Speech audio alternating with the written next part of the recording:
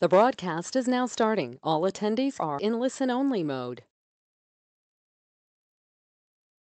Bonjour tout le monde et bienvenue à la semaine 2, le jeudi 1er février 2018 de donc la deuxième partie de ce cours massif en ligne sur une introduction sur la résilience pour le développement. Je suis Laurent Mesbah, votre facilitateur pour ce cours en ligne francophone organisé conjointement avec le Programme de développement des Nations Unies et le NBSAP Forum de la Convention pour la biodiversité. Je suis aussi professeur à l'université en Bosnie-Herzégovine où j'enseigne les sciences de l'environnement et le développement durable. Bienvenue donc aux participants pour ce webinaire. Après la présentation, vous aurez l'occasion de poser des questions et nous allons continuer les discussions. Vous pouvez poser vos questions directement vous pouvez poser vos questions directement en levant la main, donc après la présentation. Et vous pouvez aussi poser vos questions par écrit. Et nous voulons vous rappeler aussi que les cours en ligne sont obligatoires si vous voulez obtenir le certificat du cours en ligne. Et nous vous encourageons aussi à participer au forum de discussion écrite en ligne et que vous pouvez aussi poster sur le NBSAP Forum.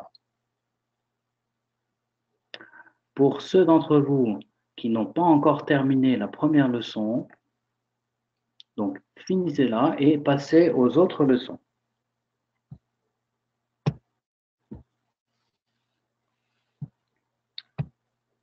Alors, le webinaire de cette semaine va nous donner des éléments de réflexion sur l'utilisation de la résilience pour concevoir et mettre en œuvre des stratégies de planification nationale pour la biodiversité au niveau national. Donc, pour cette semaine, nous avons comme expert pour cette semaine, nous avons Vilma Lutsch, que je vais présenter et pour qui je vais faire une présentation en français. Madame Vilma Lutsch, malheureusement, ne peut pas faire la présentation en français, ne sera pas là, mais va être présente pour les discussions. Donc, nous attendons à ce qu'elle vienne pour les discussions. Mais auparavant, je vais vous la présenter. Madame Vilma Lutsch a un diplôme en planification urbaine et régionale, donc un bachelor, et puis un master en économie du développement. Au cours des 10 dernières années, elle a occupé le poste de directeur de la conservation de la biodiversité au département des affaires environnementales en Afrique du Sud. Son unité se compose de 3 sous-unités. La planification de la biodiversité, traitant de toutes les questions liées au développement et à la planification de la biodiversité. La gestion de la conservation, spécifiquement axée sur la conservation des espèces menacées et indigènes, et une unité évaluant uniquement les applications de l'évaluation de l'impact sur l'environnement pour la biodiversité.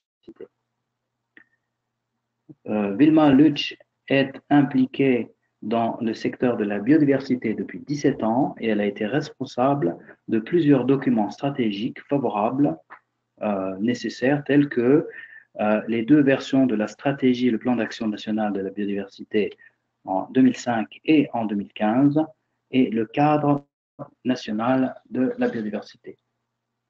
Elle a aussi participé à la gestion du secteur de la biodiversité dans le pays. Pour l'Afrique du Sud, donc, pour lesquels elle a examiné aussi donc, la stratégie. Et cette stratégie révisée a été approuvée en 2015.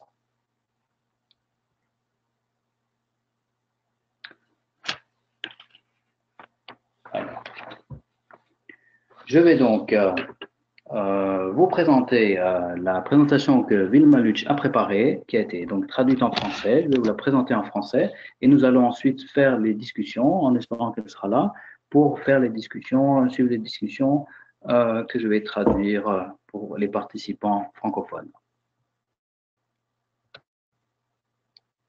Alors tout d'abord, pour l'introduction, les coûts sociaux et économiques de l'absence de prise en charge de manière durable des écosystèmes sont élevés, comme en témoigne la dégradation accélérée des terres et la perte de la biodiversité, la baisse de la productivité des terres, l'affaiblissement de la résilience des écosystèmes, la baisse de la disponibilité et de la qualité de l'eau douce et la recrudescence de maladies.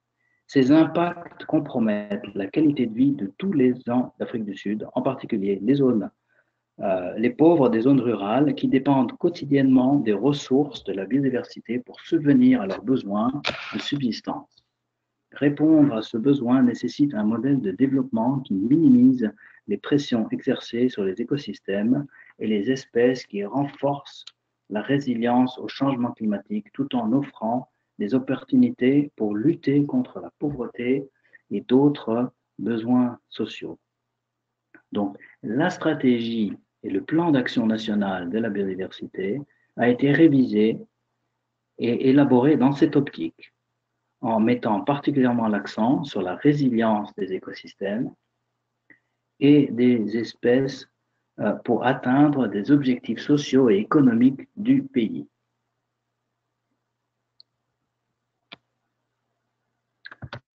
Donc, il s'agit vraiment de voir l'impact au niveau de la population pour le développement durable. Alors, quel est l'état de la biodiversité en Afrique du Sud? Alors, l'Afrique du Sud donc fait partie de la région du sud de l'Afrique. Vous voyez les pays ici sur l'écran. L'extrémité australe de l'Afrique qui représente 1% de surface terrestre mondiale, le pays d'Afrique du Sud, c'est un pays avec l'une des plus grandes diversités d'écosystèmes et d'espèces, avec plus de 95 000 espèces, et un grand nombre d'entre elles, des grands mammifères africains connus, qui sont des espèces emblématiques de l'Afrique, comme l'éléphant, le zèbre, vous voyez en dessous. Et on dénomme aussi 9 biomes terrestres différents.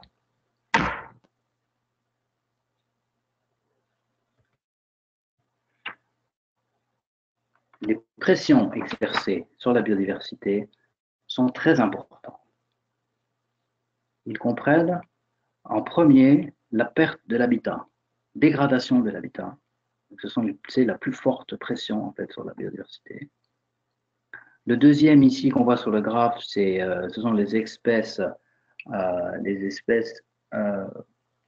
qui sont extérieures, qui ne viennent pas, qui ne sont pas locales, les espèces exotiques, qui ont une influence donc sur les espèces locales. La dégradation de l'habitat, les récoltes, les facteurs intrinsèques, la pollution, les désastres naturels et les changements dans la dynamique des espèces natives. Alors, les impacts se font aussi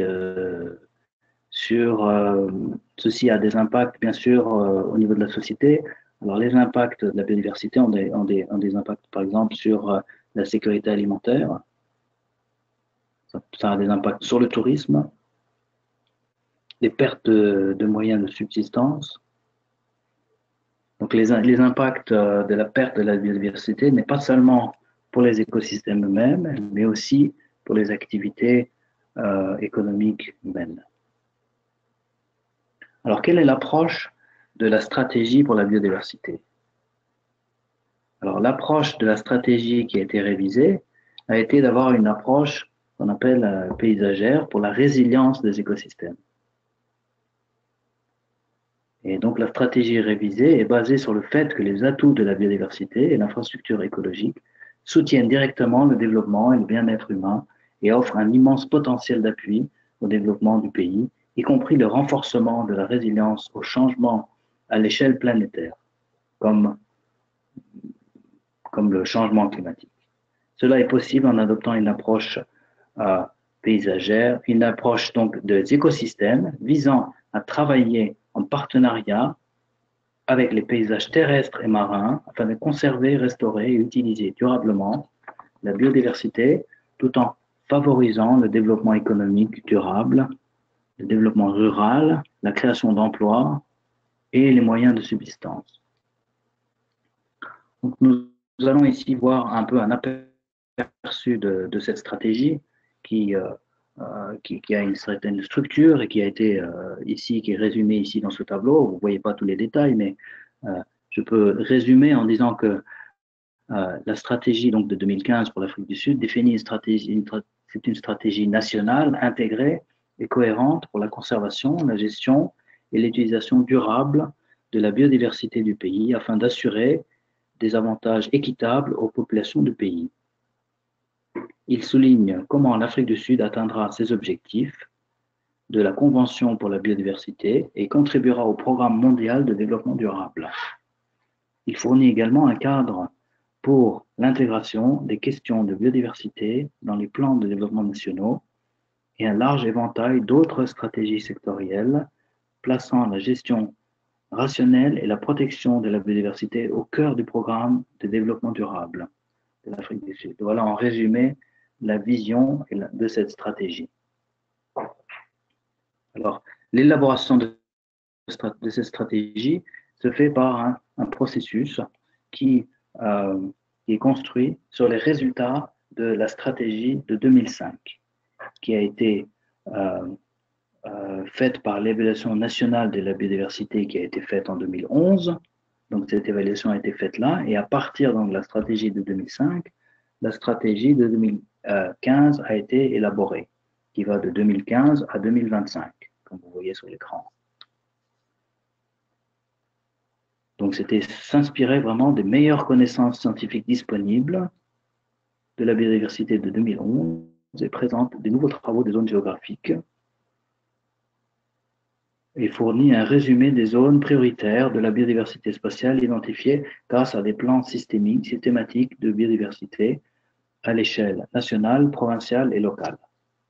Donc, la révision de la stratégie a débuté par une analyse de l'inventaire et des lacunes qui a été mise en évidence par les domaines prioritaires que doit traiter la stratégie révisée. Un processus de consultation inclusif et participatif des parties prenantes a été mené pendant la révision de la stratégie. Ce processus comprenait 2 ateliers nationaux, une série de consultations bilatérales, des séances de groupe de discussion et des sondages pour solliciter les priorités des parties prenantes, y compris des jeunes liés à la biodiversité.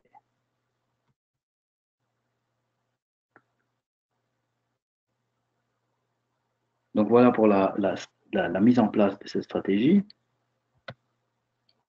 La structure de cette stratégie est divisée en 6 parties.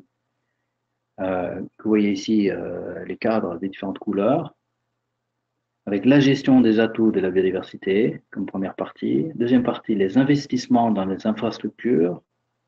Troisième partie, les questions de biodiversité sont intégrées dans les politiques, stratégies et pratiques de divers secteurs.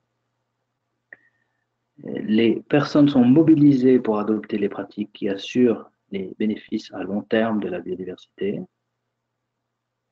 Cinquièmement, la conservation et la gestion de la biodiversité sont améliorées à travers le développement d'une main-d'œuvre convenablement qualifiée.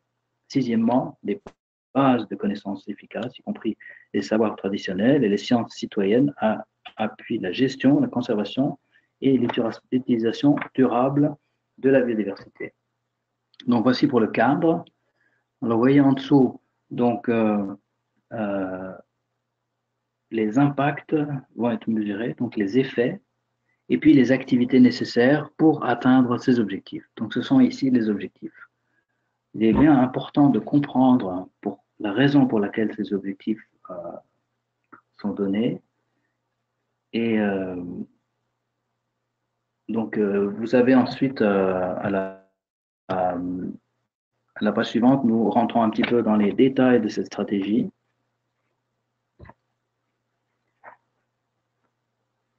Et si je reviens au point avant, nous voyons ce qui est important ici, enfin, ils sont tous importants, mais il est important de comprendre, par exemple, dans la troisième partie de l'activité, que les questions de biodiversité doivent être intégrées dans les politiques, stratégies et pratiques de divers secteurs. Donc, il y a un grand nombre de stratégies du pays dans lesquelles la question de la biodiversité doit être intégrée.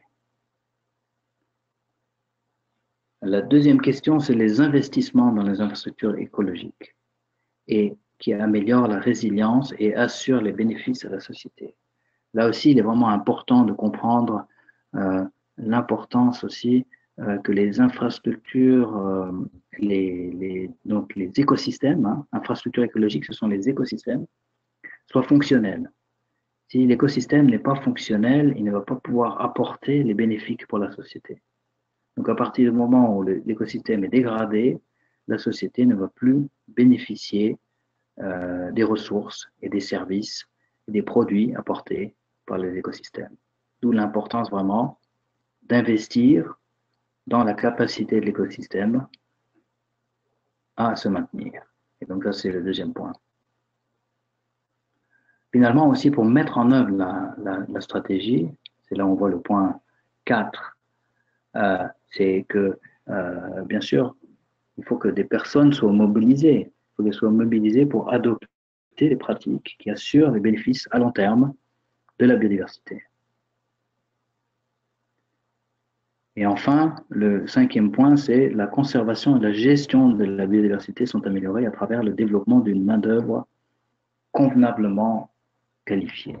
Là, c'est important aussi que les ressources humaines, que les personnes impliquées, soient bien formées pour qu'elles puissent aussi participer de manière active à la mise en œuvre de cette stratégie. Et donc à différents niveaux, pas seulement au niveau national, mais aussi au niveau régional et au niveau local, parce que très souvent, la mise en œuvre de la stratégie se fait au niveau local, mais elle doit se faire à différents niveaux.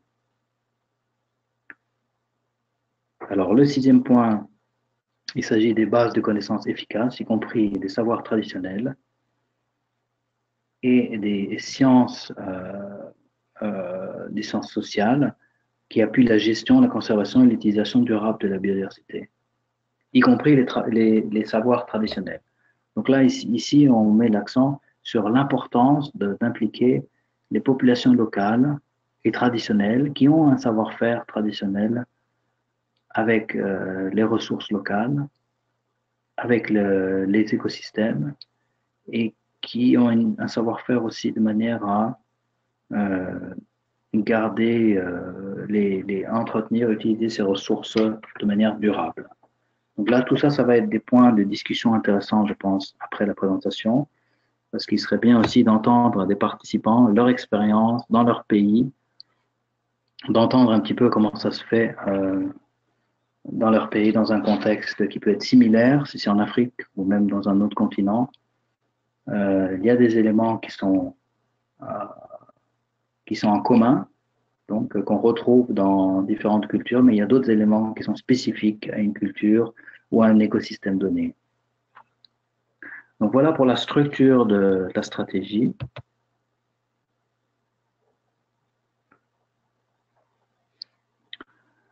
Alors, c'est aussi donc décliné, si vous voulez, la structure est déclinée en objectifs spécifiques. Alors, vous avez ici un objectif spécifique 2 qui est que les investissements dans les infrastructures écologiques améliorent la résilience et assurent les bénéfices pour la société. Donc, on en avait parlé tout à l'heure, il s'agissait du deuxième point. Voilà.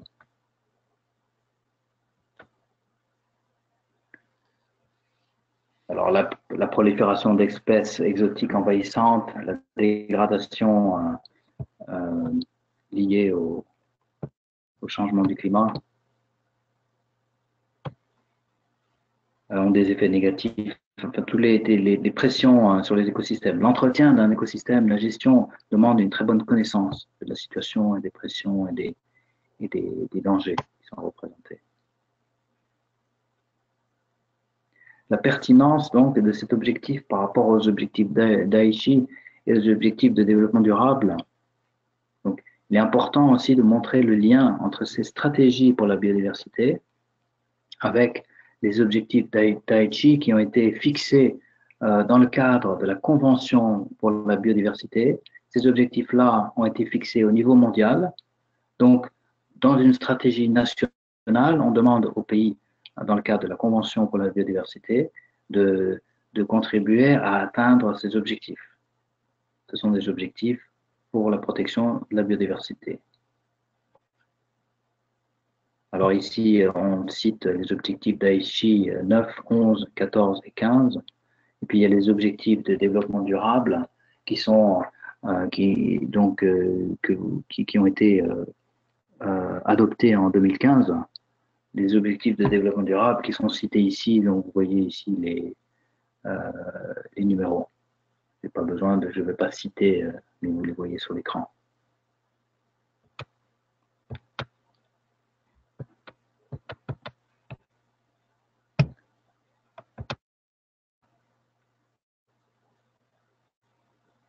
Alors, les programmes nationaux importants qui permettent de soutenir des objectifs donc stratégiques 2.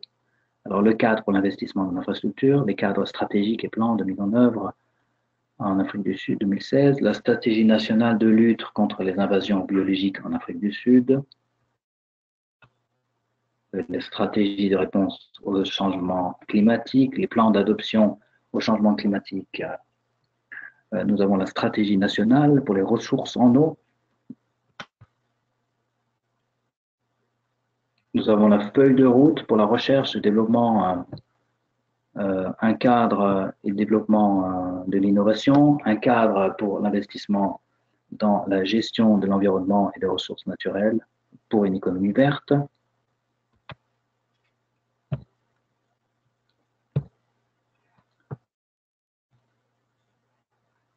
Dans les objectifs, pour les objectifs spécifiques 3, les questions de biodiversité sont intégrées dans les politiques stratégiques et pratiques de divers secteurs. Donc, on en avait parlé tout à l'heure.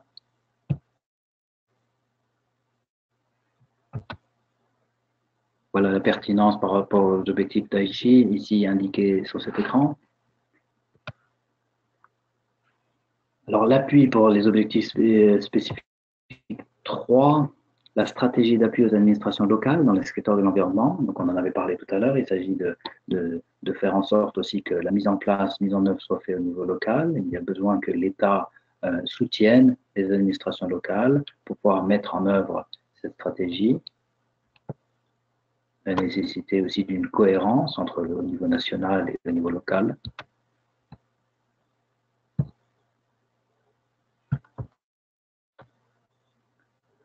Les objectifs stratégiques 4, les populations sont mobilisées pour adopter des pratiques qui assurent à long terme les bénéfices de la biodiversité.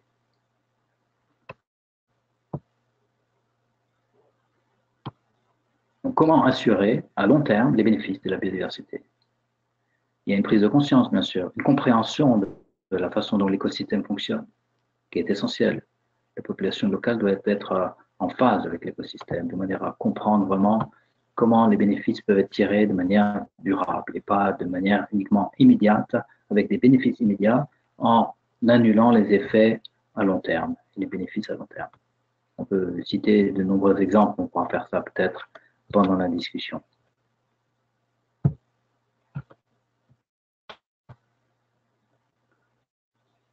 Les objectifs stratégiques 5, la conservation et la gestion de la biodiversité sont améliorés à travers le développement d'une main-d'œuvre convenablement qualifiée. On en a parlé donc. Il s'agit d'avoir le personnel formé et capable et de manière à mettre en œuvre cette stratégie. Donc, pour cela, il y a des stratégies, des programmes nationaux qui ont été mis en place pour de manière à soutenir cette stratégie. Nous avons un exemple ici avec une stratégie de développement du capital humain du pays, le plan de développement des compétences du secteur de l'environnement en Afrique du Sud.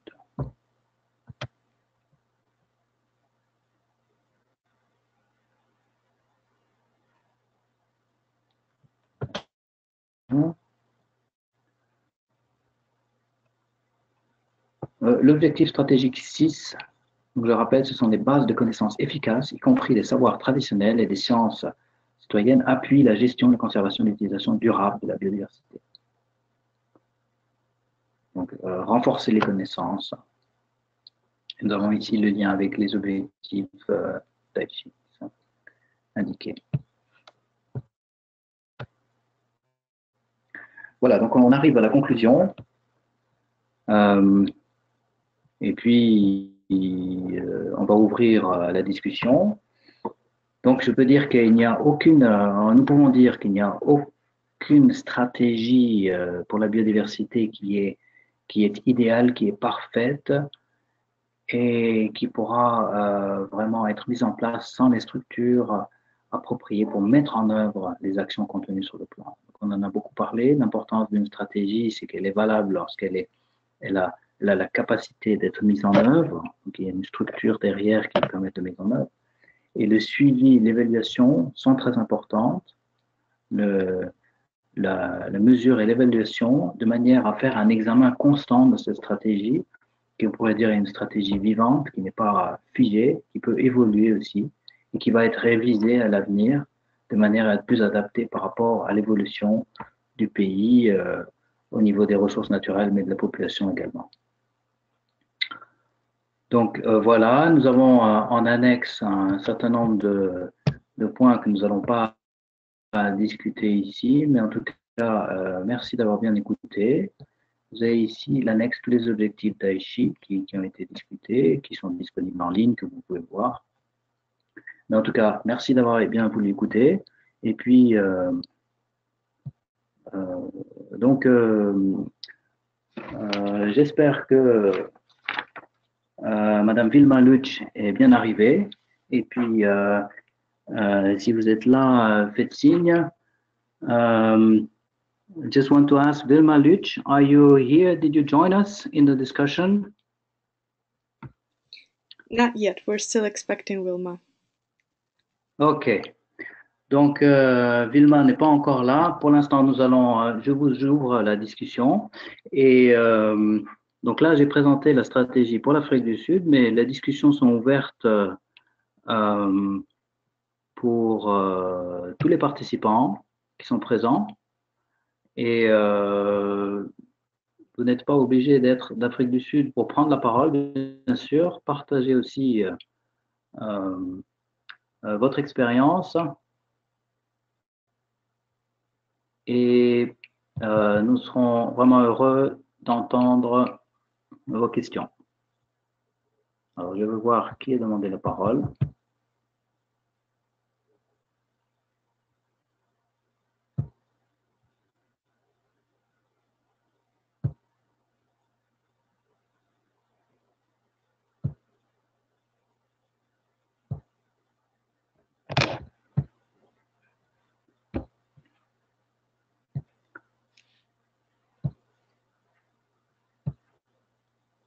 Victoria, are you there? Somehow I cannot see who is asking for. We do not currently have any hands raised. OK. OK. Est-ce qu'il y a des questions? Donc, je vous invite à demander à poser la parole si vous avez des questions.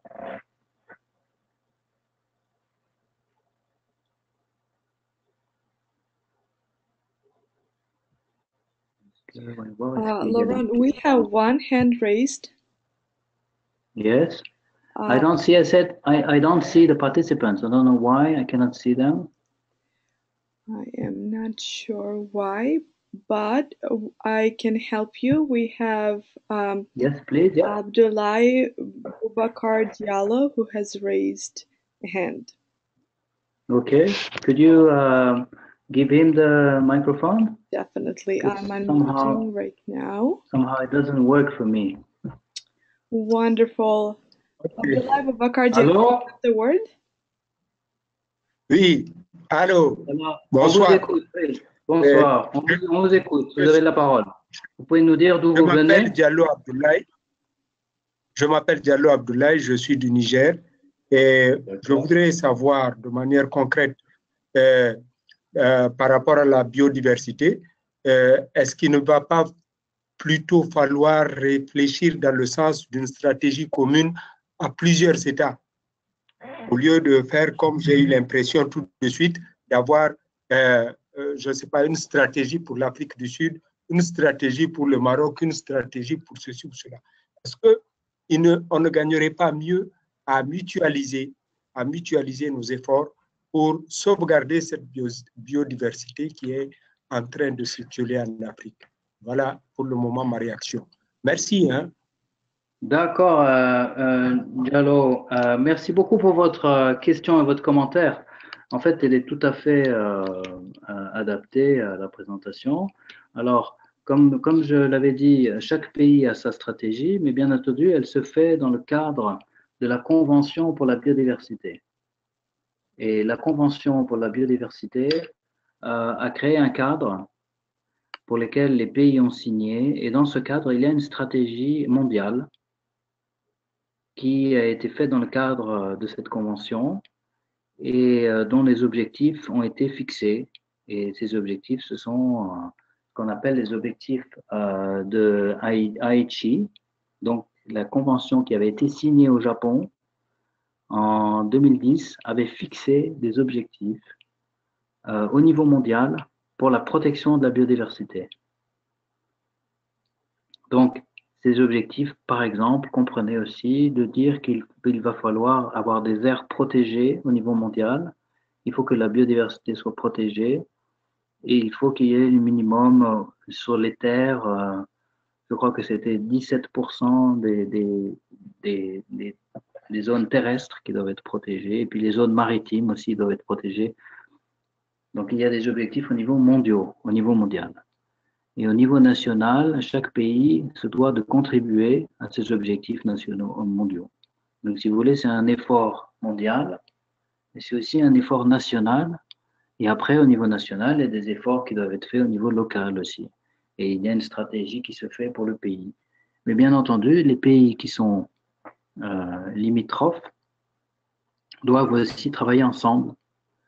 Par exemple, il y a des cas de zones protégées interfrontalières où les deux pays ont protégé une zone et doivent travailler ensemble de manière à ce que la zone protégée puisse être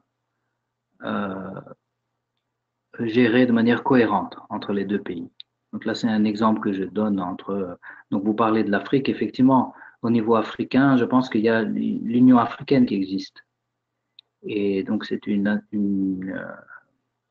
organisation internationale qui gère les pays d'Afrique ensemble, dont le site se trouve à Addis Abeba. L'Union africaine a la possibilité, dans son cadre, de faire aussi une stratégie au niveau de l'Afrique. Je pense que ça a été fait et vous pouvez peut-être aussi chercher un peu plus dans ce domaine.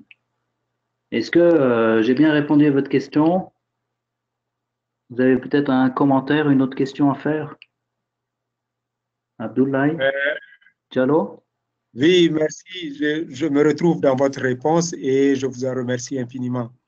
C'est vrai que pour la biodiversité, il y a beaucoup de choses qu'il faut faire, non seulement au niveau national, mais au niveau continental et mondial. Pour le moment, c'est tout ce que j'ai à dire et du courage. D'accord, Merci. très bien, merci. En tout cas, s'agissant du Niger, je peux vous dire que comme j'ai été pour un projet, je peux vous dire qu'il y a un parc national qui est transfrontalier avec avec le Cameroun, avec le Burkina Faso. Oui. Donc, vous connaissez ce parc. C'est le parc du W.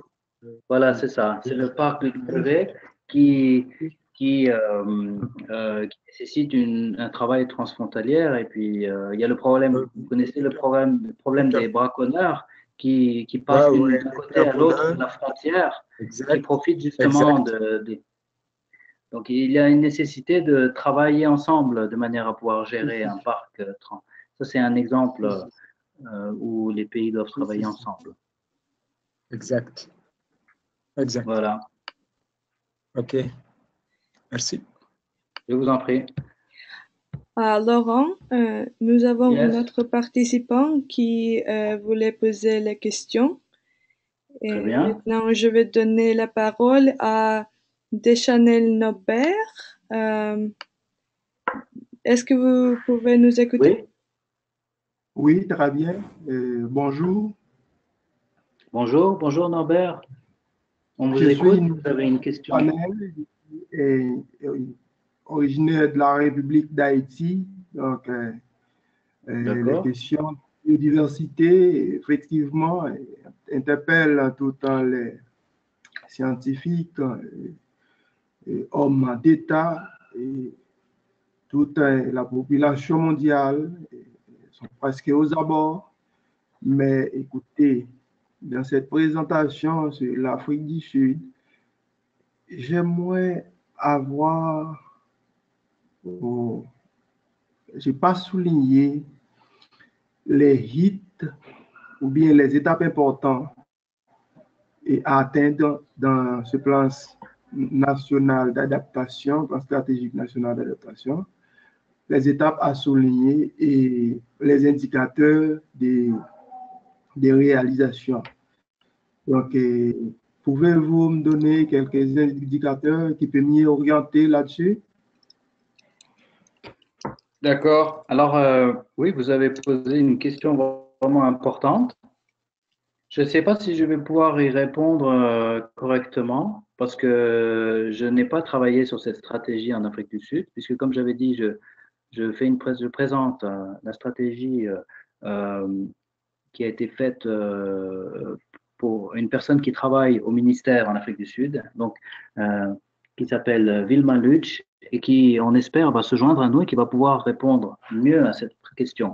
Mais je peux vous donner quelques éléments de réponse en disant que effectivement, dans la stratégie, il y a des indicateurs qui sont importants de manière à souligner l'avance de la stratégie.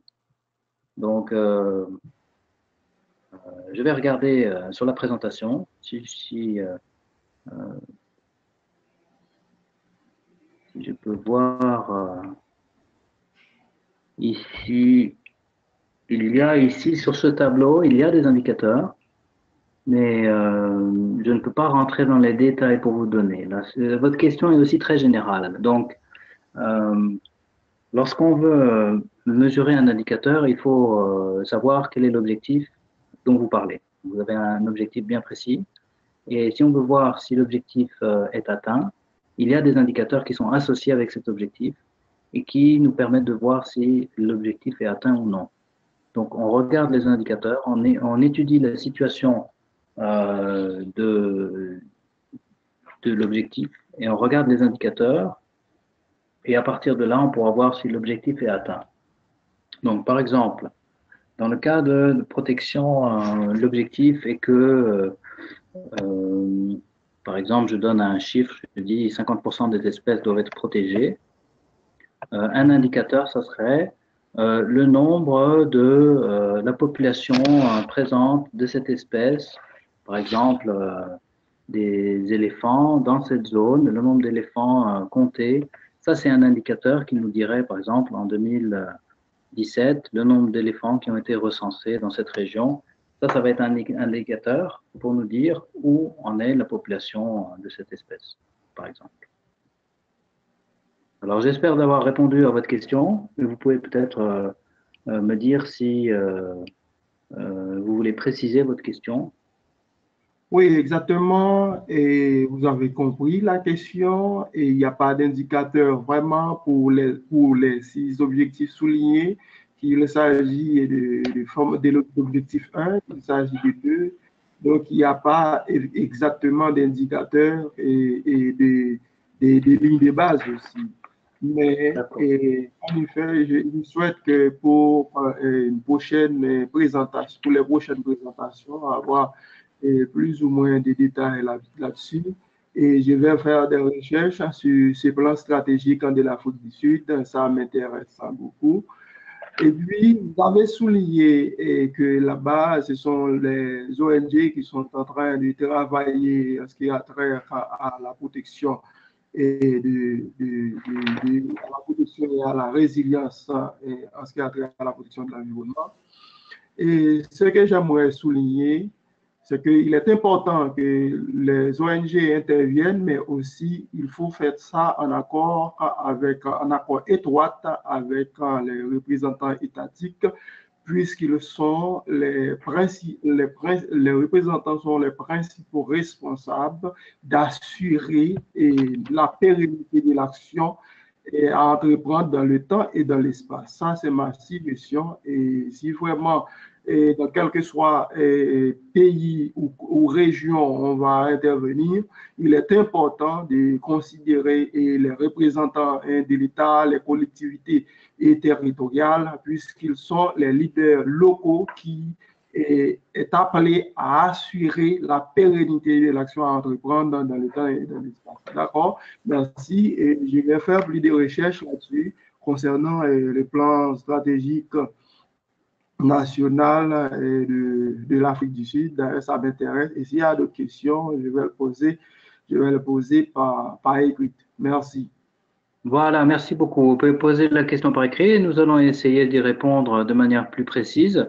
Et en même temps, vous pouvez aussi lire la stratégie dans le détail qui est publiée, qui se trouve sur le site de la Convention pour la biodiversité. D'ailleurs, comme toutes les stratégies de chaque pays sont publiées par la Convention pour la biodiversité. Et elle demande aussi qu'il y ait des indicateurs, donc je pense que vous allez les trouver. Merci aussi pour votre commentaire sur l'importance de la société civile pour la mise en place de la stratégie. Dans tous les pays, effectivement, il s'agit d'une collaboration entre l'État, les collectivités locales, la société civile, le secteur privé, qui doivent travailler ensemble pour mettre en place la stratégie. Il est important que toutes ces parties prenantes soient impliquées parce que c'est ce qui fait la diversité de la société et qui les représentants des communautés locales. Alors souvent, les organisations non gouvernementales ne sont pas toujours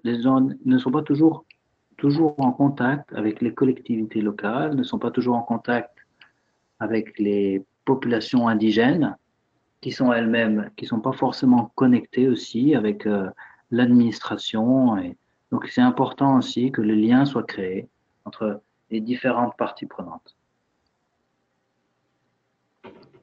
Et merci à vous. Victoria. Merci, merci. Pardon, oui. Oui. Maintenant, nous avons une autre question. Un moment. De Unkatoneberak Pidiba. Est-ce que vous pouvez nous écouter? Oui, je vous écoute. Écoute, vous pouvez Voilà. d'où est-ce que vous venez? Oui, je suis à Lomé, au Togo. D'accord. J'avais deux préoccupations. C'est dommage que Madame Vilma Louche n'est pas là pour qu'on puisse partager les expériences, parce qu'au Togo, nous avons aussi élaboré notre SPAN B. Et nous, on avait essayé avant d'aller à la COP, à la dernière COP de Cancun, là, nous avons essayé de faire une évaluation de la mise en œuvre par rapport aux objectifs d'Aichi pour voir à quel niveau on se situe et quels sont les défis. Donc, j'attendais à voir par rapport à l'Afrique du Sud. C'est vrai que c'est élaboré en 2015, mais qu'est-ce qui est fait en termes de réalisation, de mise en œuvre et qu'est-ce qui reste à faire, d'autant plus que par rapport aux études d'Aichi, c'est 2020, je crois. Donc, sur 2020, qu'est-ce qu'il reste à faire en tant que défi et perspective? C'était là ma préoccupation. Mais j'ai une deuxième question. Mais ça, on peut discuter entre nous, même si Mme Vilma Lelouch n'est pas là, c'est par rapport à leur objectif stratégique 6, qui parle des savoirs traditionnels et connaissances, savoir et connaissances traditionnelles. On sait bien que le 3e objectif de la Convention, c'est bien le protocole de Nagoya, hein, le 3e objectif de la Convention qui a fait objet d'un protocole et qui parle justement du partage des avantages liés à l'utilisation des ressources génétiques et aussi des connaissances traditionnelles associées. Je sais bien que l'Afrique du Sud est un peu avancée dans ce protocole. C'est de très grands enjeux au niveau africain. On a même les lignes directrices de l'Union africaine pour la mise en œuvre de ce protocole. Et je voudrais savoir, dans l'élaboration de ce SPAN-B, est-ce que le point focaux de ce protocole-là a été associé? Parce que je n'ai pas entendu parler de ce protocole qui est très important. Je pense que c'est l'objectif stratégique 16, hein. L'objectif d'Aichi 16, je veux dire. Quand vous prenez l'objectif d'Aichi 16, parle du protocole de Nagoya. Donc, je ne sais pas, en Afrique du Sud, est-ce que leur SPAN-B prend réellement en compte ce protocole de Nagoya sur le partage des avantages? Voilà, c'était mes 2 préoccupations. D'accord. Alors, merci beaucoup pour vos questions qui sont très pertinentes et vraiment bien importantes pour cette stratégie. Là, encore une fois, je ne vais pas pouvoir bien répondre à ces questions. Je peux juste continuer à discuter parce que, comme je disais, je n'ai pas travaillé sur la mise en place de cette stratégie. Elle est très importante. En tout cas, il est prévu dans la stratégie que l'évaluation est importante. Donc, ça fait partie du travail de la stratégie, c'est d'évaluer donc l'avancée par rapport aux objectifs. Et normalement, ça doit être fait régulièrement et peut-être chaque année, une évaluation est faite. Donc, si Madame se joint à nous, elle va pouvoir peut-être nous donner des éléments. Mais donc, ce qui est fait et ce qui reste à faire est effectivement très important. Pour ce qui est des ressources génétiques et des savoirs traditionnels, vous soulevez aussi un point vraiment important ici, qui est essentiel aussi pour les objectifs de développement durable, pas uniquement les objectifs d'Aichi, mais tout à fait. Oui, parce qu'il s'agit vraiment de s'assurer que les ressources utilisées par les populations locales et qui correspondent aux ressources génétiques puissent être utilisées pour les générations suivantes, futures et présentes et futures. Donc là, c'est un vrai défi, mais alors là, c'est vraiment, ce sont des défis au niveau mondial. Et chaque pays a sa capacité à relever ces défis en fonction de ses ressources. Et peut-être que, comme je ne vais pas pouvoir répondre, peut-être que vous voulez partager vous-même votre expérience. Oui. Ça serait intéressant pour je vais demander d'abord à Victoria vous pouvez peut-être donner quelques minutes, nous dire un peu où vous en êtes au Togo sur ces questions-là. Oui, bon, pour le protocole de Nagoya spécialement, comme vous l'avez dit, c'est un enjeu planétaire. Mais c'est que la mise en œuvre aussi n'est pas facile pour nos pays, vraiment parce que ça demande une expertise juridique, scientifique. Et il faut élaborer les cadres réglementaires, les cadres nationaux, parce que le protocole de Nagoya lui définit de façon globale un certain nombre d'exigences, mais il revient au niveau national de prendre des mesures politiques, législatives, administratives pour le rendre efficace. Mais on se rend compte que dans beaucoup de nos pays, y compris le Togo, vraiment, c'est un défi de taille. Actuellement, avec le secrétariat de la Convention, donc chaque pays devrait élaborer son rapport intérimaire de mise en œuvre de ce protocole parce qu'il y a l'article 31 qui, vous savez que ça a été, c'est en 2014 que le protocole de Nagoya est entré en vigueur au sein de la CDB. Et oui. Donc, 4 ans après, dans ce protocole, il est dit que 4 ans après, on doit évaluer l'efficacité. Et donc, dans cette approche, la prochaine COP, c'est bien évidemment en Afrique, une chance d'ailleurs pour les pays africains, en Égypte. Et donc, il y aura une évaluation de l'efficacité de ce protocole.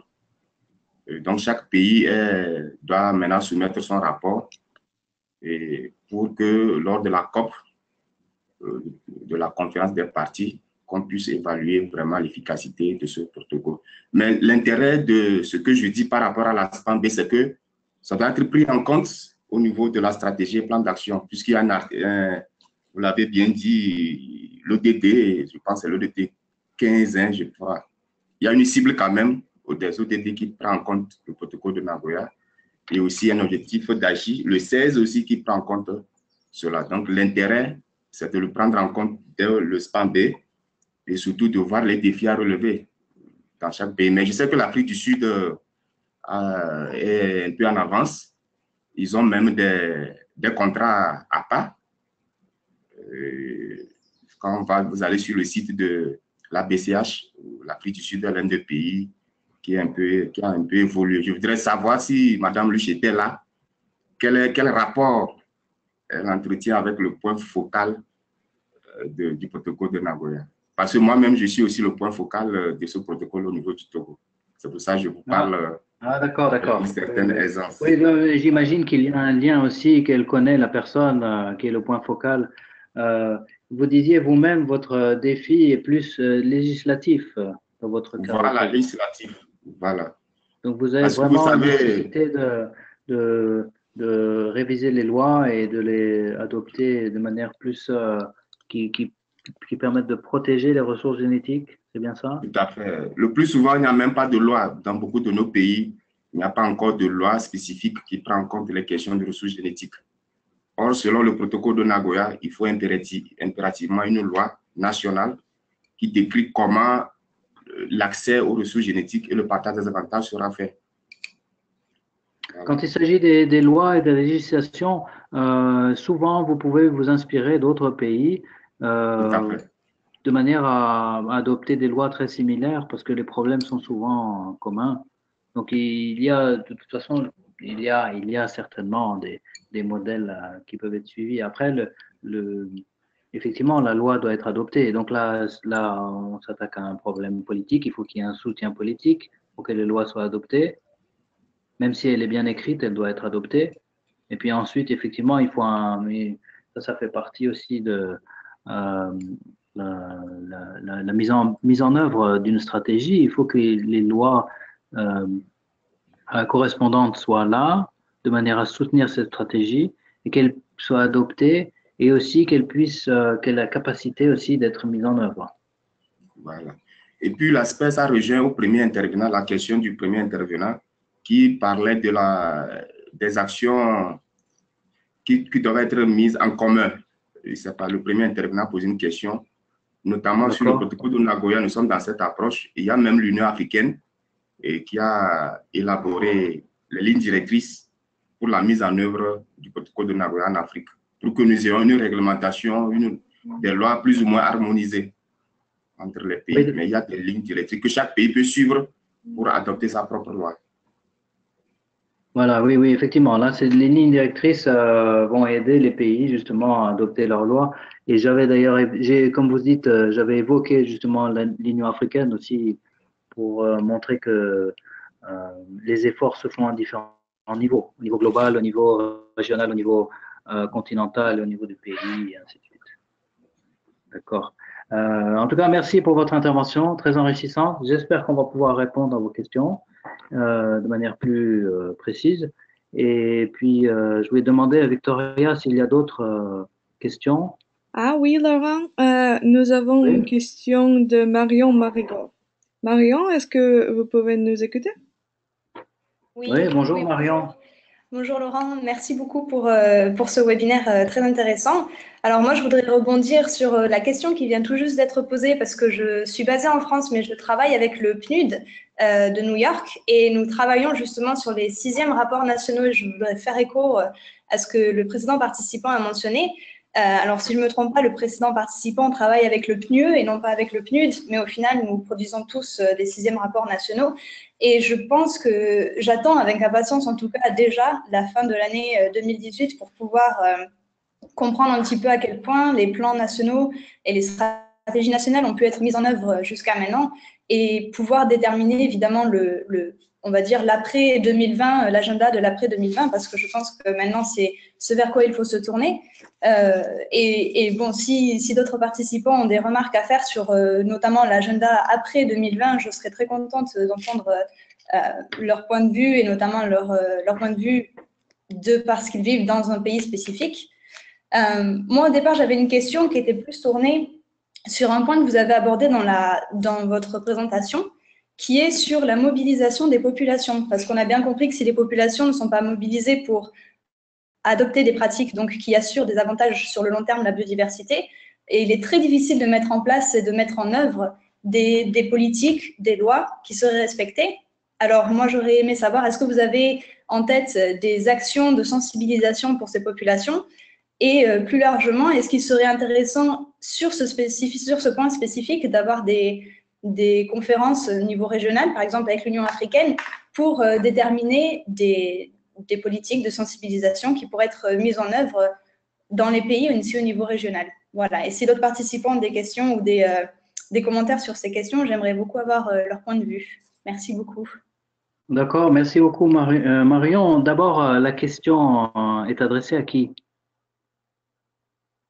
Alors, à vous, le premier, si vous avez des exemples, mais je serais ravie aussi d'entendre des participants, puisque notamment nous avons des points focaux apparemment de pays qui mettent en place voilà, ces stratégies nationales. J'aimerais beaucoup entendre leur expérience. D'accord.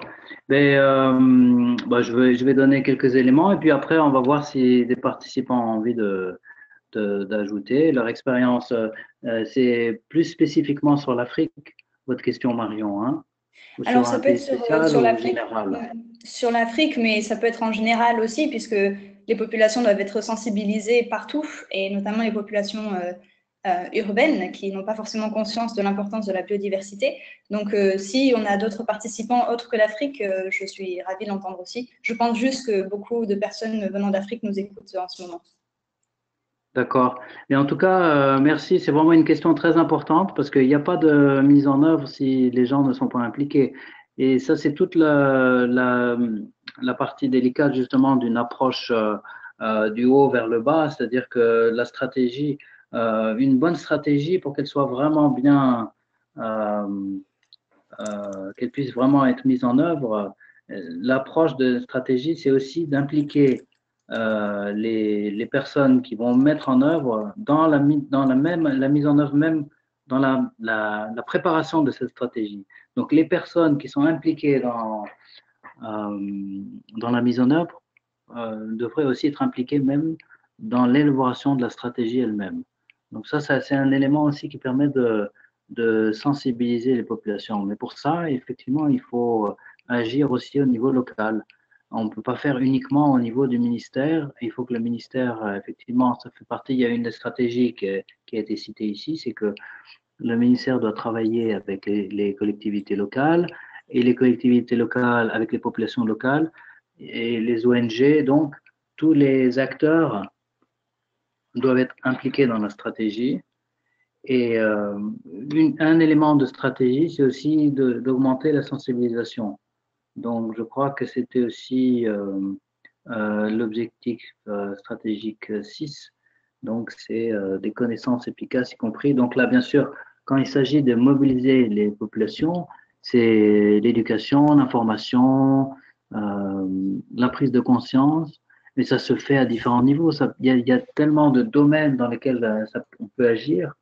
Alors, notamment au niveau éducation, donc ça c'est dans les écoles. Donc si le travail est fait au plus jeune âge, on a investi sur les générations suivantes. Et alors là, les résultats sont pas immédiats parce que si on travaille avec les écoles et les jeunes, il peut y avoir des résultats rapides au niveau local, mais il y a des résultats aussi à long terme. Donc la sensibilisation dans les écoles, ça peut se faire pas seulement avec des présentations, mais aussi avec de l'action, avec des services dans les communautés de travail dans les écosystèmes, la compréhension de l'écosystème. Donc ça, c'est la sensibilisation qui permet d'augmenter de faire en sorte que les populations soient plus mobilisées. Travailler le plus possible avec les gens dont la vie dépend aussi directement des ressources naturels, comme les paysans, les chasseurs. Donc là, il y a un travail aussi qui se fait de sensibilisation à ce niveau-là. Et puis, au niveau, donc mobiliser, il y a les différentes parties dans les populations. Voilà, j'ai donné quelques éléments et on peut citer des exemples plus concrets. Mais on va voir maintenant peut-être si quelqu'un parmi les participants, est-ce qu'il y a quelqu'un qui voudrait prendre la parole et qui voudrait aussi donner des éléments sur cette question de la mobilisation des populations? Malheureusement, j'ai pas la liste je vois pas la liste des participants. Donc, je vais demander à Victoria, est-ce que Il n'y a pas de main il n'y a pas de main levée? maintenant, non. D'accord. Marion, est-ce que vous avez un exemple à citer ou peut-être vous avez peut-être des éléments aussi sur votre question? Alors oui, moi j'ai beaucoup travaillé avec, j'ai travaillé avec les femmes et notamment comment sensibiliser les femmes à la biodiversité et comment utiliser aussi leur savoir propre à la biodiversité pour pouvoir constituer des plans et des stratégies au niveau national qui soient pertinentes. Et l'éducation, notamment sur cette question, c'est pour ça que je voulais la poser aux autres participants au niveau plus large. L'éducation des femmes, premièrement, est extrêmement importante et il faut savoir que selon les cultures et selon les pays, l'éducation ne se fera pas de la même façon. Il ne s'agit pas d'avoir un modèle unique que l'on essaierait d'appliquer parce qu'on sait que ça ne marche pas. Donc, on peut peut-être, par exemple, prévoir des cours le soir, si besoin, de façon séparée, c'est-à-dire les femmes seulement avec un professeur femme et les hommes de l'autre côté. On peut prévoir, si la configuration permet, d'avoir des hommes et des femmes ensemble qui discutent des avantages de la biodiversité, parce qu'on sait bien que la biodiversité sert aux hommes et aux femmes, mais pas forcément de la même façon, puisque les femmes sont celles qui, généralement, sont au contact, on va dire, premier de la biodiversité et qui bénéficient le plus des services écosystémiques. Et voilà, comme type d'éducation, on aurait pu aussi parler donc, des cours, mais aussi on peut parler du théâtre, par exemple, le théâtre pour communiquer à un public les bienfaits de la biodiversité. On peut parler de flyers qu'on peut distribuer, de films qui peuvent être plus abordables, etc. Voilà, j'aurais voulu savoir ce qui se faisait au niveau national sur la sensibilisation. Par exemple, on a mentionné le Togo ou le Nigeria. Je serais ravie de savoir. Voilà. D'accord, merci bien pour cette précision. Et effectivement, le rôle des femmes est essentiel de manière générale, même sur les questions d'éducation. La jeune, donc une jeune fille qui deviendra mère aura beaucoup d'influence sur ses enfants. Et si elle a eu accès à plus d'éducation et d'information, elle va forcément transmettre ça aux générations suivantes, beaucoup plus. Elle sera beaucoup plus capable de transmettre ça que le père qui souvent n'est pas présent avec les enfants de plus jeune âge. Et de plus, je pourrais dire aussi en Afrique, les femmes sont très présentes aussi dans les champs et donc en contact direct avec la nature dans le travail pour produire la nourriture, pour pouvoir nourrir la famille. Donc là, il y a aussi un lien très fort avec les ressources naturelles et la biodiversité. Voilà, exactement. Merci. Merci, est-ce qu'il y aurait Marion. peut-être Victoria, est-ce que vous avez vu une question? Oui. Abdoulaye Boubacar Diallo a une main levée. Est-ce que vous pouvez nous écouter maintenant? D'accord. Abdullah, on vous écoute? Oui, je reviens, c'est Diallo du Niger. Alors, je reviens Diallo. par rapport à la question de l'éducation. C'est une question clé quand nous voulons travailler sur les stratégies en biodiversité. Parce que là, c'est des comportements que nous devons asseoir. Et quand on dit qu'il faut asseoir un comportement, c'est à long terme. Hein. Ce n'est pas en 2-3 mois que vous verrez les résultats, mais à long terme, vous aurez des citoyens bien formés, respectueux de l'environnement et de la biodiversité. J'insiste beaucoup pour que l'on s'engage réellement dans l'éducation des populations, des élèves et des populations en matière de biodiversité. Merci. Merci beaucoup pour votre commentaire. Et d'ailleurs, bon, je rebondis aussi pour partager mon expérience personnelle. Je travaille aussi dans une école à Sarajevo qu'on appelle l'école Bloom de la Terre. Et nous travaillons avec les enfants, donc dehors le plus possible pour qu'ils puissent être en contact avec la nature directement, où ils apprennent à travailler la terre, à faire pousser les légumes eux-mêmes, à faire planter des arbres, à faire pousser leurs fruits. Ils sont en contact avec la forêt qui est à côté, donc ils peuvent observer, toucher, sentir, et le contact direct est beaucoup plus a beaucoup plus d'impact que juste en lisant un livre ou en regardant une vidéo. L'impact n'est pas du tout le même parce que là, il y a tous les sens qui sont impliqués. Donc, et là, effectivement, un enfant qui a grandi dans un village et qui a aidé ses parents à cultiver aura une autre notion de ce que c'est la biodiversité qu'un enfant qui a grandi dans une ville et qui a lu des livres et peut-être qui est curieux mais qui n'a pas eu un contact direct.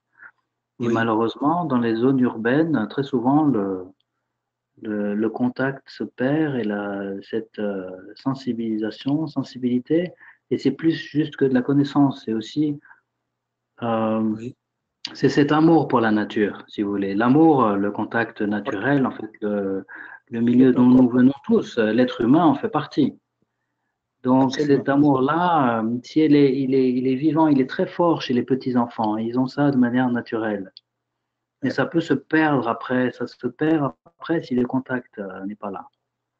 Et malheureusement, parmi les décideurs et les politiciens, beaucoup d'entre eux n'ont pas forcément eu ce contact-là et n'ont pas cette sensibilisation. Et donc, il ne s'agit pas simplement d'aimer la nature, mais il s'agit aussi, donc ça c'est le premier aspect, c'est cette sensibilisation. Mais le deuxième aspect, c'est aussi la compréhension et la connaissance.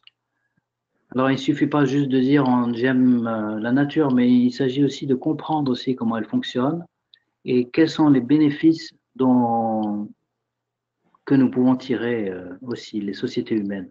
Donc, c'est là qu'on arrive à l'aspect économique, l'aspect social.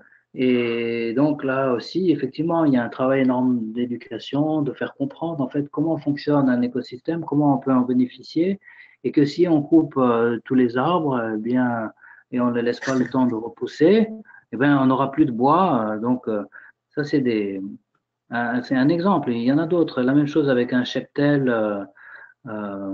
Si on a un troupeau de moutons et puis la surface est limitée, au bout d'un moment, il y a plus d'herbe et c'est pas durable. Donc, comprendre aussi la notion de durabilité est un concept quand même pas forcément facile à comprendre, mais il peut être compris de manière simple aussi. Donc là, il y a un travail de pédagogie, bien sûr.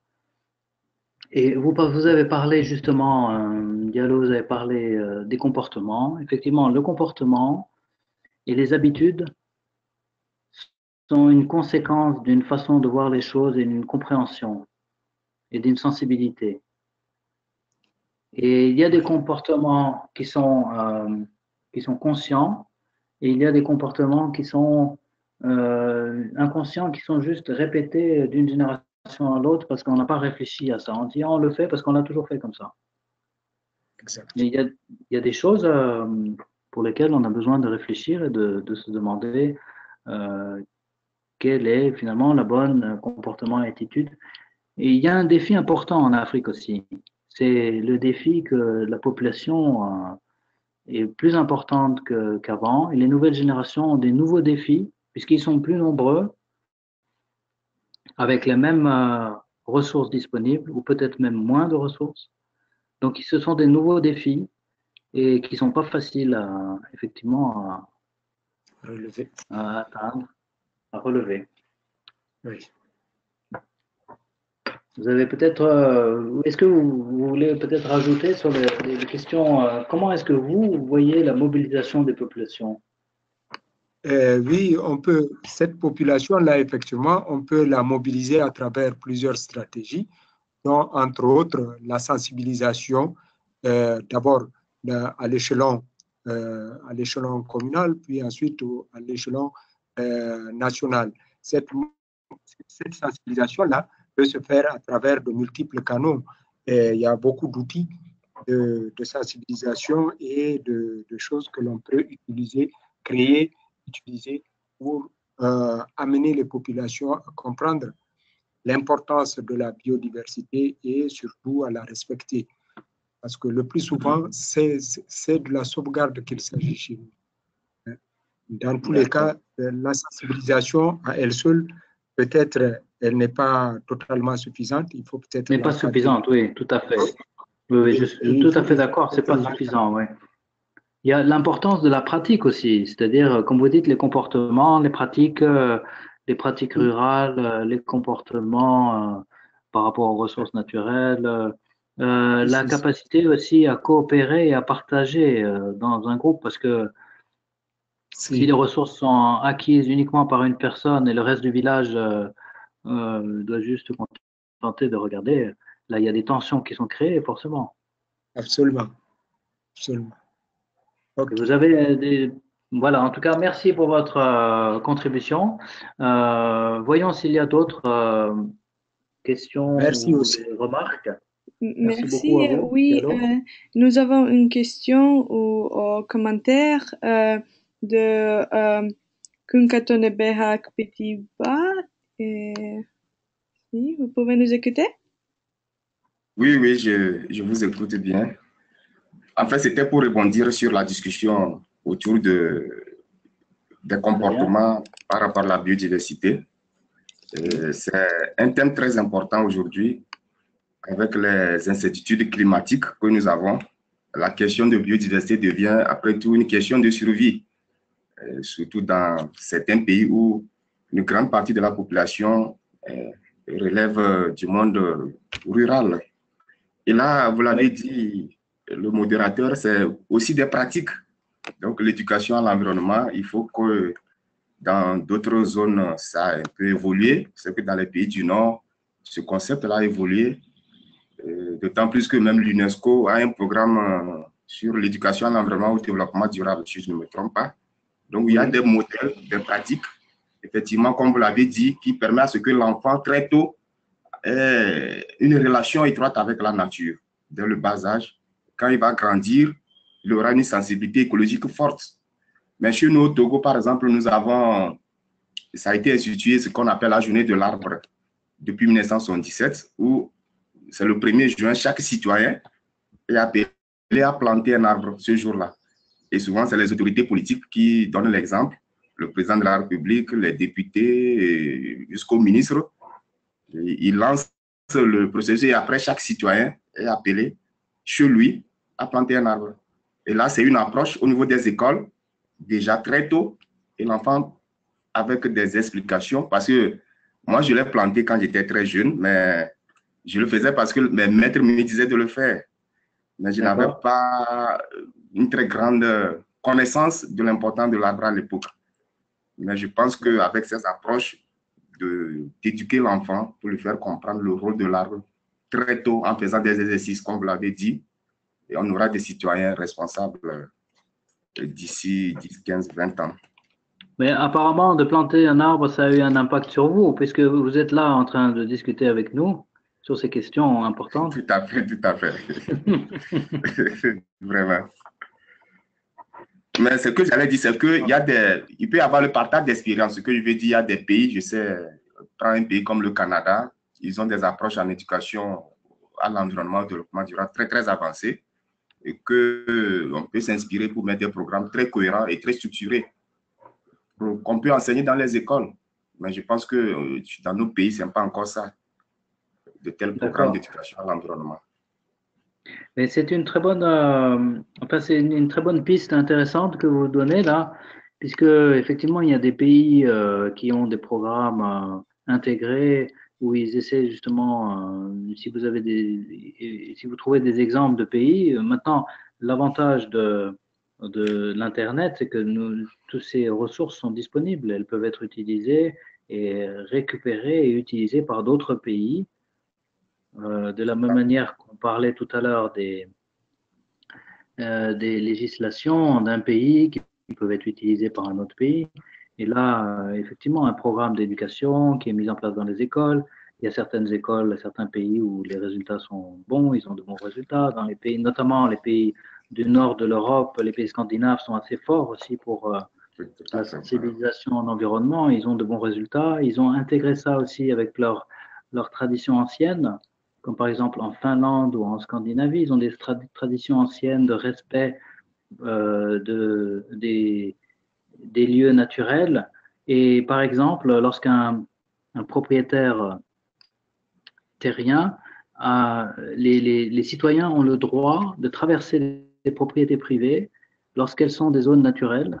Il y a un droit de passage qui est maintenu, qui reste d'autrefois, qui fait que les gens ont le droit de traverser les propriétés, mais par contre, sans utiliser les ressources, mais le droit d'observer et de profiter de la nature. C'est un droit national qui est intégré en Finlande, par exemple.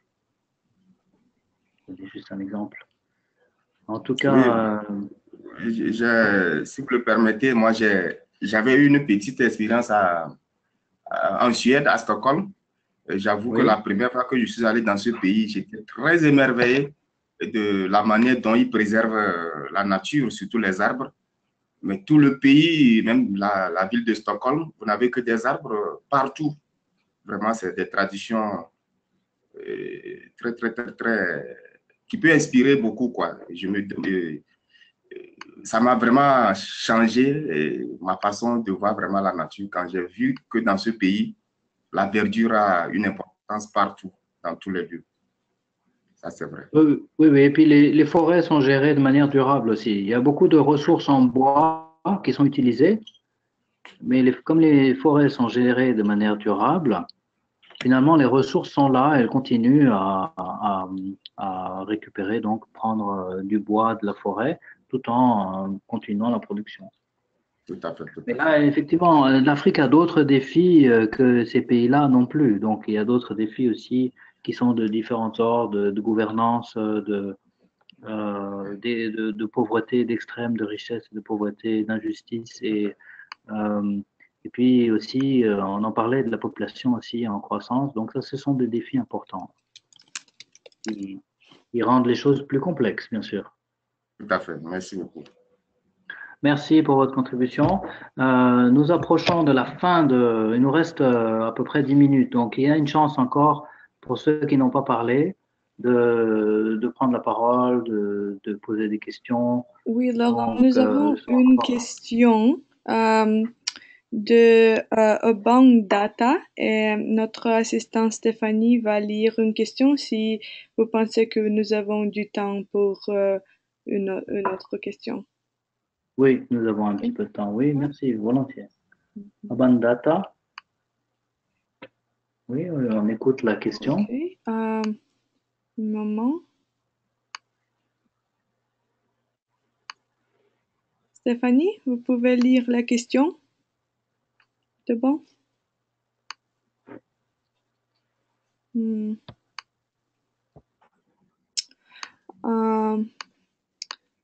Peut-être nous avons un petit problème technique.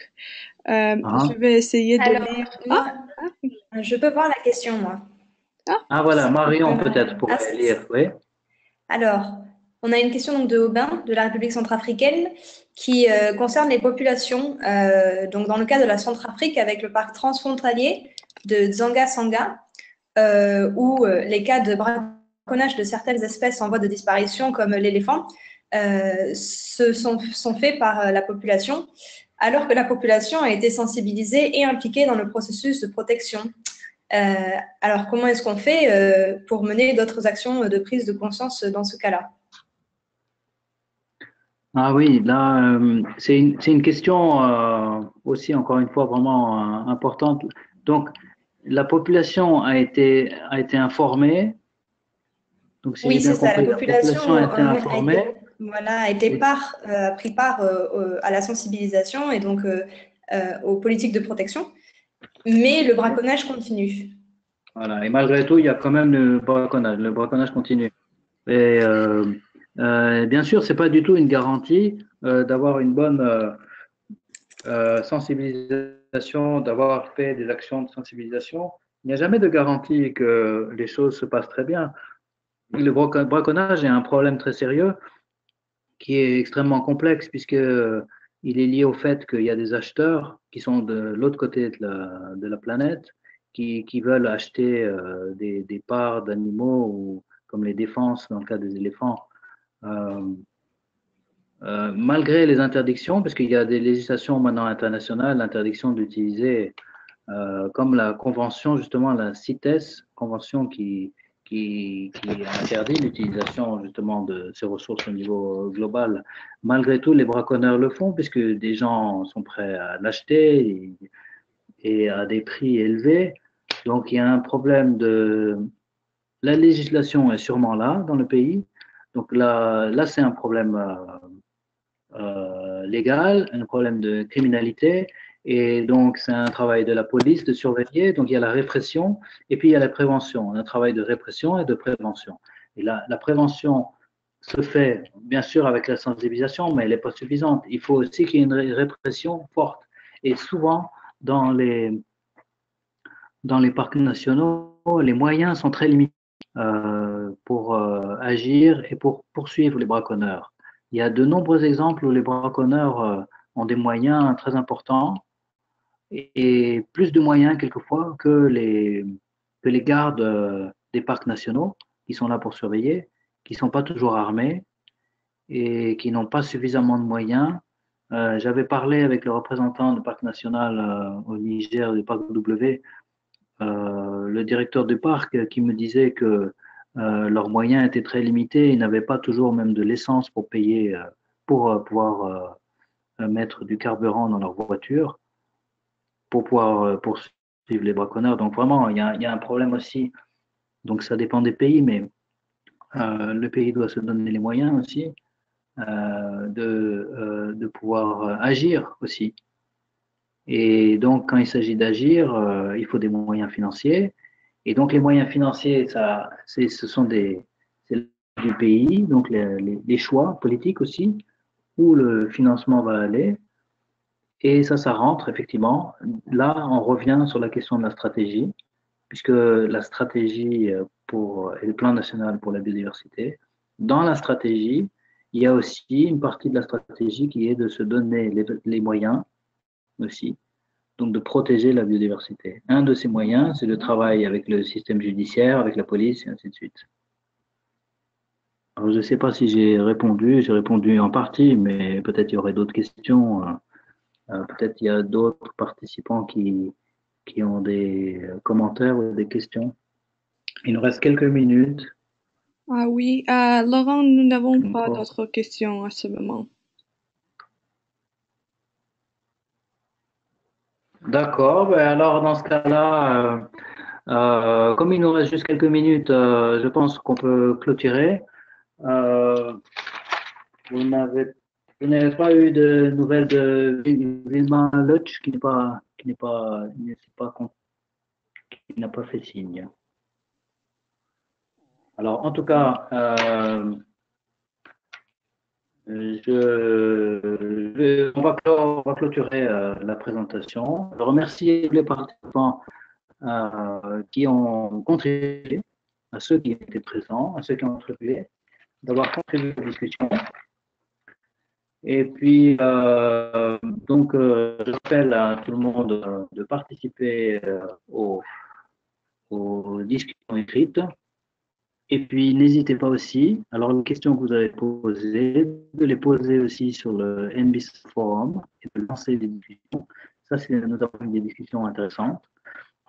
Et puis, n'hésitez pas aussi à nous parvenir vos questions, si vous n'avez pas eu vos réponses, de nous les envoyer par écrit.